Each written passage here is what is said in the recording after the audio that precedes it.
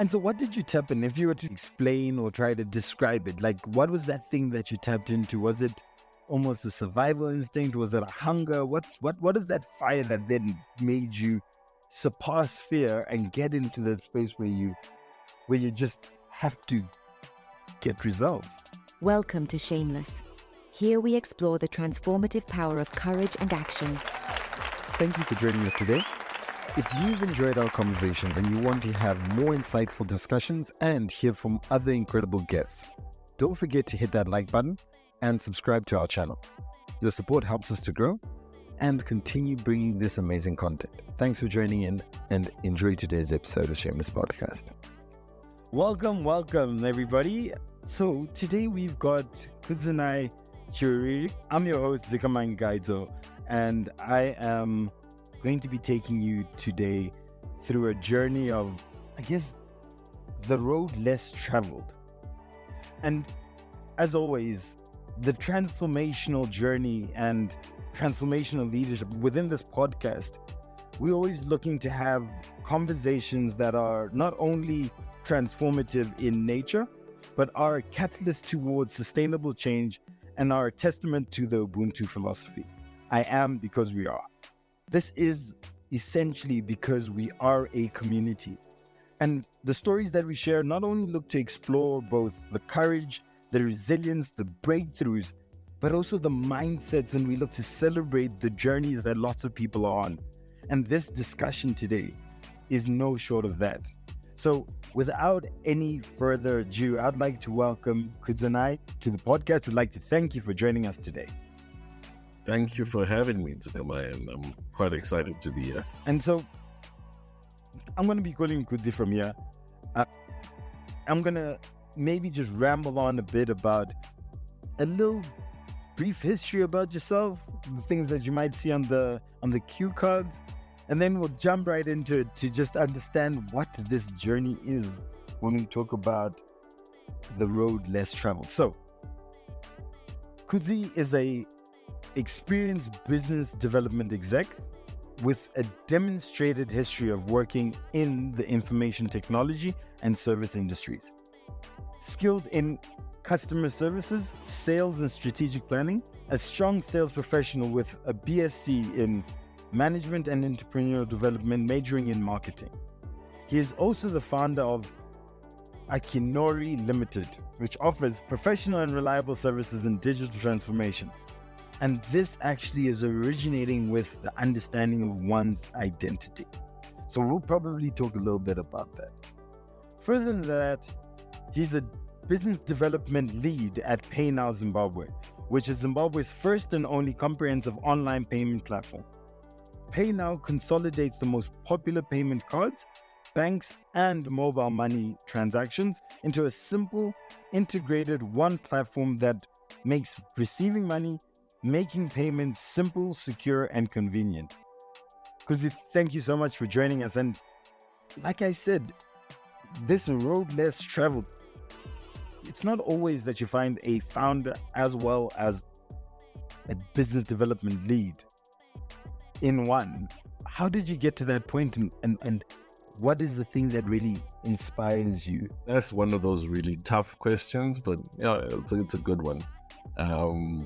I think my entire journey towards being a business founder started off with the dream, I was working out of Zimbabwe. I had worked in Zimbabwe for a little bit.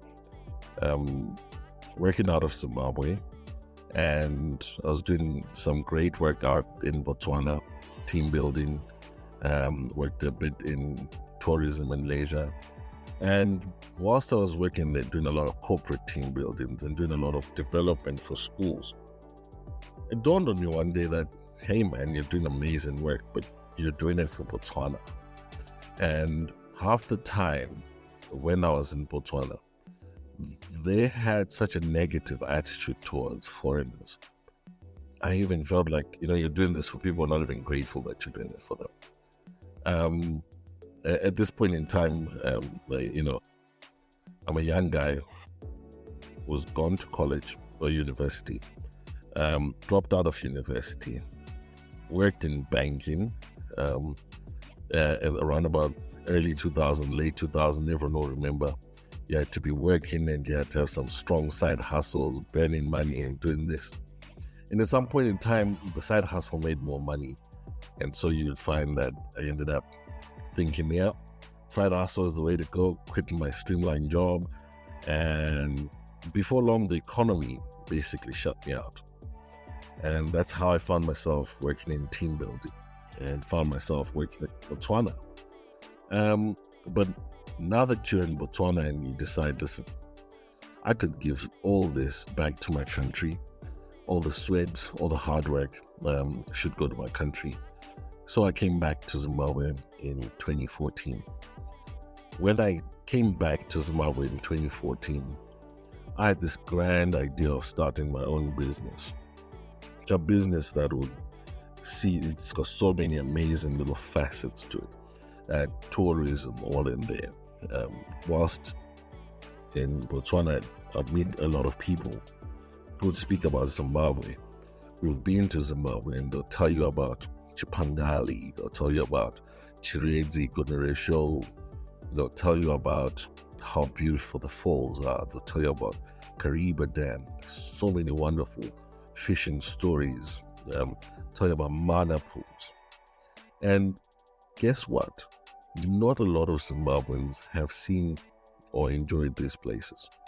So I had this whole idea of come back and put this whole thing of see Zimbabwe, make sure every Zimbabwean child has seen Zimbabwe before they reach the age of 18. Something that I am still passionate about, something that I am still working on. I do have other things that I do on the side. I still push those. They're lots of fun.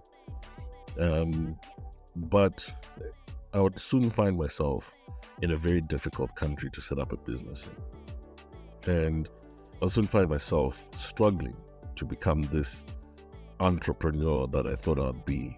And so I went back to the drawing board and I had a little conversation with God, a little conversation with myself, and I'm like, geez, what do I need to do now? So I said, listen, you got to work in Zimbabwe for you to understand how Zimbabwe works. You understand Zimbabwe changes all the time. You were away, you don't know how business is done right now. And so I started working for a company, I won't disclose which, and I was selling motorbikes for them. This is one of those road less traveled stories where you don't learn sales from a textbook. You learn sales trying to convince a broke guy to buy a brand new motorbike, which costs half his earnings because you're selling to a tobacco farmer who just got paid maybe 2,000. You're asking him for 1,500. And you got to convince him to go back with this motorbike, man. And that's when the challenge begins. And to make it even exciting, more exciting, you're not getting paid a salary, you're getting paid a commission. So you don't sell, you don't get paid. So you got to sell. So in that moment, in that space, you truly find, if you dig deep enough, you will find the person in there. Well, I dug deep enough and I found a person in there who would talk to these farmers like I was their son. Like I was that son who went to school and who was sent to advise them. I'd find their weaknesses and I would find their strengths and I'd appeal to their good nature. Basically getting sales and getting really high record sales at that time. And that took about a year for me to develop and to be comfortable in that area. But I soon realized that, hey man, I'm selling motorbikes to the same people over and over again. There's not much I'm learning. I've learned how to sell. Kudos. What's next? Up to date, a lot of people think opening a little store is entrepreneurship, but no, that's a whole conversation for another time. But I would soon, go through school, and at the same time, I would change jobs, and I would find myself at an organization known as WebDev Online Solutions. Quick rewind to early 90s. My father bought a computer because computers were the in thing at that time. This thing had Windows 95. It was like, Hey, and Windows, there's nothing better than Windows 95. For all those people who missed that, that was the real thing. I mean, yeah. Please continue. I had to just shut up. that was it. That was it, you know? So I used to sit on this. Oh my God. It's the window through which I began a relationship with technology. My obsession with technology, gadgets, the latest, what's going on. Fair and fine, I wouldn't study anything in tech, really, but I'd be a seasoned salesman who has keen interest in technology and wants to keep up with the latest tech and everything. So, as fate would have it, I'm now at WebDev and I'm now selling tech products. Before long, I think I only stayed there, I was there for 3 months, and one of the new products, the new services, which was Pay Now, would quickly pick me up as the new sales guy, you know.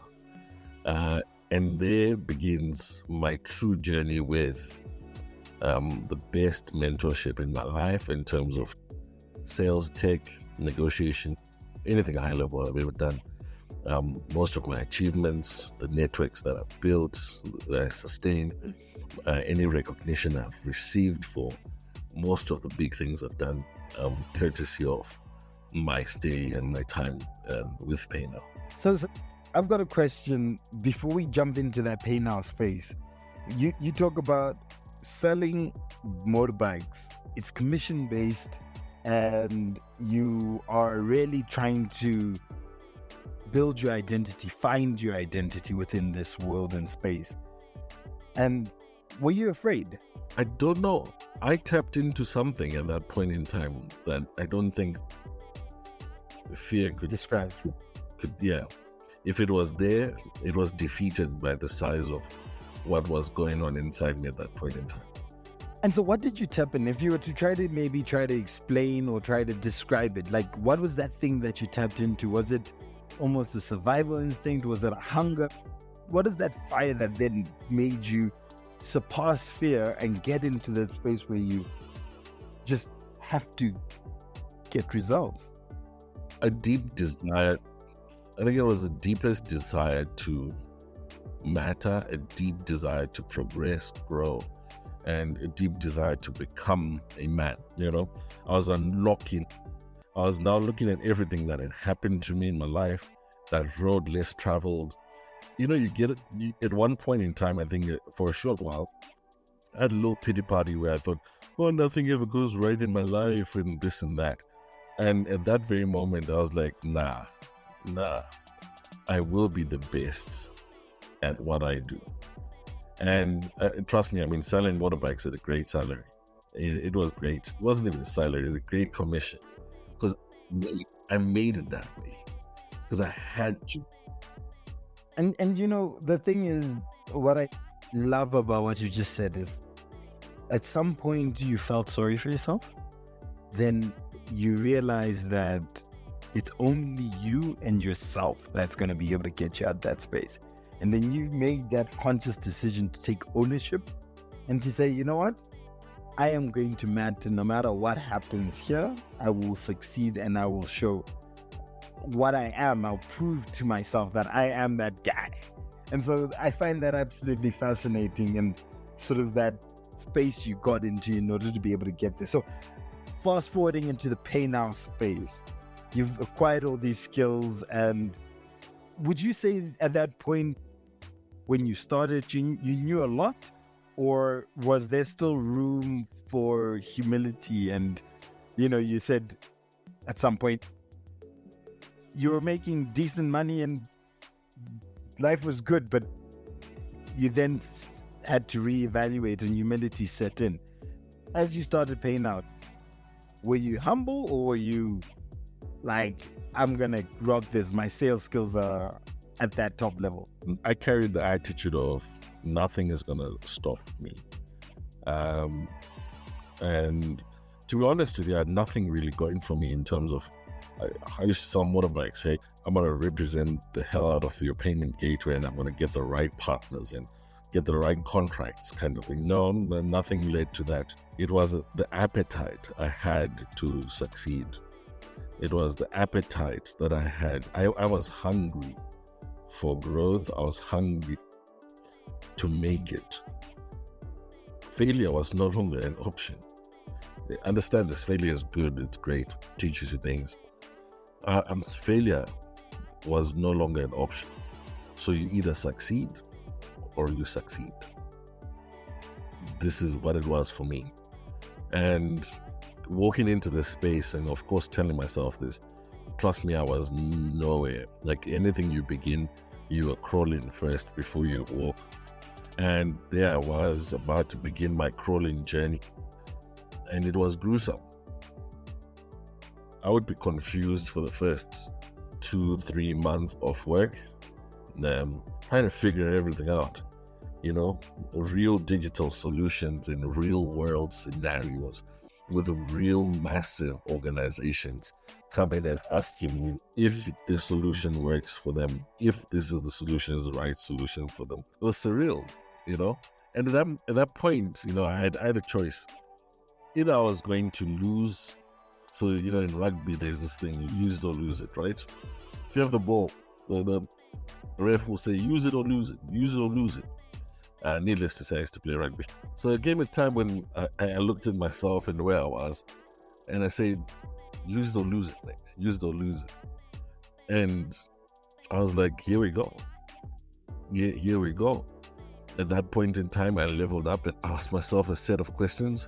What is required for me to make it? What do I have to do? And I remember the best mentorship and advice I had is, and it also came around about the same time. Remember I said I'm in school and I had this lecturer, can I say his name? Yeah, go for it. Maxwell Chitendeni. He always talked about the moment of truth. And he talks about, he would talk about how you need to be talking to the right person at the right time. You see, the person in the organization who makes the decision, the organization that needs the solution, and at the time when they need it. And so I stopped talking to anyone who was a gatekeeper, and I used to call and ask to speak to the finance director or CEO. I was no longer having conversations with people who could not make decisions that I needed them to make.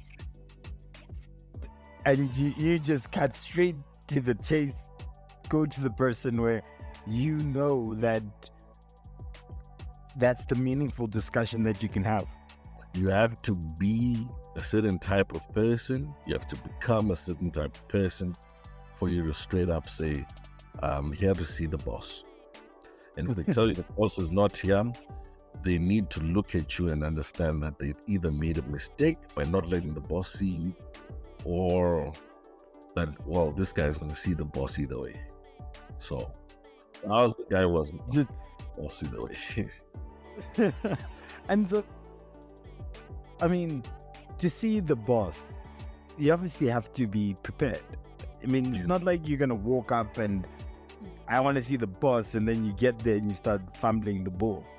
Sort of what was your process as to preparing so that when you're in front of the boss, you got something to say and something meaningful? I changed my wardrobe. I got a barber, and a real barber will sort you out and real nice. I got a routine to make sure you look good every time. So if you're gonna look good, if you're gonna go see your barber every 2 days, let it be ingrained that this guy is gonna cut me up nicely every 2 days. Pick up a fragrance, a nice one that gives you a presence. Okay, walk the walk, talk the talk. All right, and so you begin to understand business talk. No?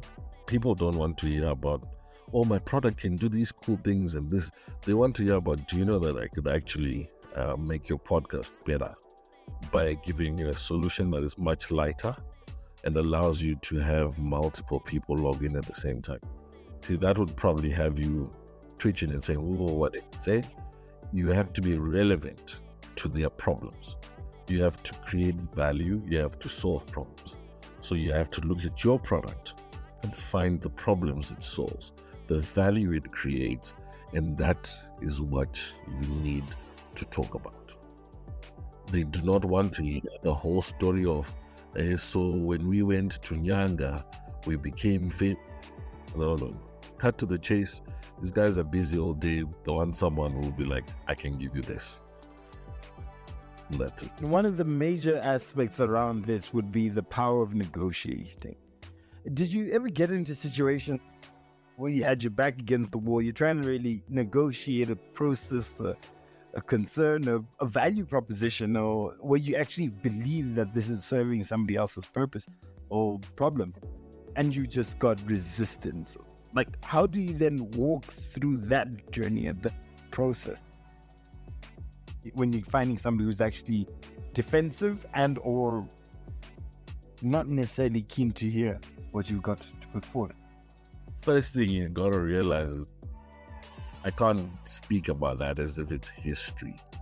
That is my everyday reality. My everyday reality is to negotiate with people who sometimes are mission impossible. And the two things about me that I suppose have developed over the years is my favorite negotiation is with mission impossible. So when I'm excited, it's the one I want. You know, the easy ones are like, no, okay, cool, we'll do this, we'll get this done. There's no need for us to do a meeting, let's do an email. That's cool, you know. But these ones, the mission impossible, we will sit in the boardroom and we will talk facts. You have to do your research and you have to understand your product to the extent where when you are selling your product, it's almost as near as if you are selling yourself at that moment. You have to vouch for your product almost as if, you know, actually you have to know your product better than anything.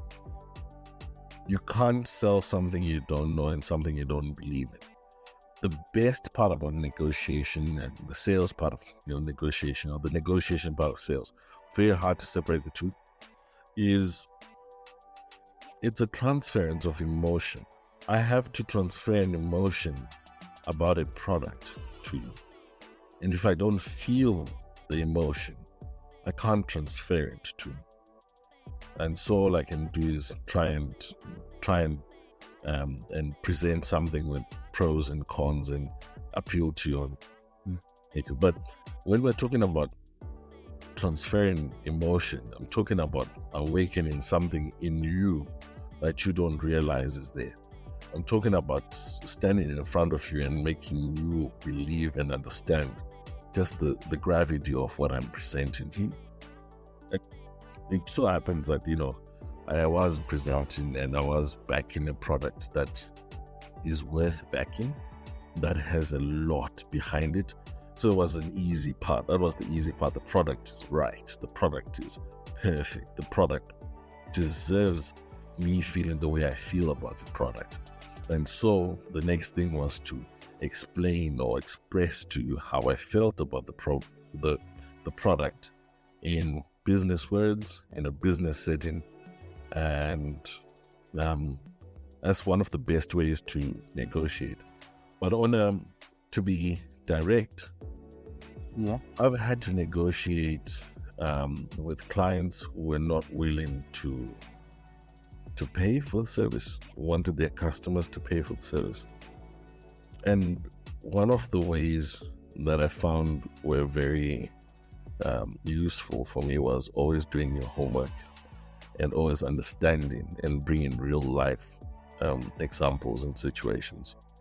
I'll speak about pay now as a product, but I can't speak about which clients I negotiated with. Just so that, as a payment gateway, there's an option where customers can pay for a transaction, or the businesses that are making sales are the ones that pay for these transactions. And so if you want the businesses to absorb the cost, you got to have them understand that this is a business tool. And most businesses in Zimbabwe believe in the brick and mortar model, where they believe that the customer must pay for every cost. But here we are preaching the gospel of, well, in e-commerce, we're making a saving for you. And so you have to absorb this cost so that the customer is happier. And both of us can get rich. When you start talking about this, when you start referencing studies, and when you start referencing other countries where e-commerce has swept in and changed everything, then your emotions are backed by fact. At that point in time, you can even afford to be a little arrogant, because it's not arrogance if you can back it up. And so that actually brings me to the quote for this episode. The quote that I have is, "Be more ambitious, do your homework. There's no easy way around this." And the reason why I've chosen this quote is because as I listen to your journey, as I listen to this road that's less traveled, the one thing that you have highlighted to me that I find very inspirational is you move from a space where you're quite comfortable working and doing a lot of different things within Botswana, ending up in Zimbabwe. Then you had to redefine your own purpose, your own meaning within society. And that's when you were essentially selling motorbikes. You were really doing this really well. At the end of the day, you took ownership of your life. You then said, I have a deep desire to matter and to become someone. And with that transfer and with your love for tech, found yourself within the mentorship space where you then have been able to then hone in and nurture your skills. And without any doubt, that hunger that drove you to be able to grow, the mentorship through some of your lectures, Maxwell, you mentioned, is ensuring that you're talking to the right people, ensuring that you're looking the part, smelling the part, understand your audience, being relevant to the problem, and cutting straight to the chase. Essentially being able to sit in discomfort where you're confused for 2 to 3 months, not fully understanding the dynamics that's happening around you, but really, really wading through it and understanding that you are going to become a success. Whether, use it or lose it, you had no other option but to use it. And your everyday reality sits with you looking at people, and some of them are mission impossible, where if you don't do your homework, you will never gain the opportunity to be successful, even though that opportunity sits right in front of you. Kudzi, I would like to thank you so much for joining us today on the podcast. We could have gone on probably for another hour, because these journeys are not without their own hurdles. But I would like to just highlight something. As part of Transformational Leaders, part of Shameless, one of our major aims is to be able to impact 1 million African lives within the next 2 years. By 2026, that's our goal. And you've told me something sort of off air that you have a desire as well of impacting young entrepreneurs. Maybe as we sort of wrap it up, I'm very curious to hear about your quest, your mission, and what that vision might look like. And I know that it's maybe a bit premature, but I'm always the believer speaking things into existence. So I'm curious to hear what you've got lined up. So, Kudzi, I really appreciate you being on the show today. And I'd like to just thank you on behalf of myself and about all the listeners that we have today.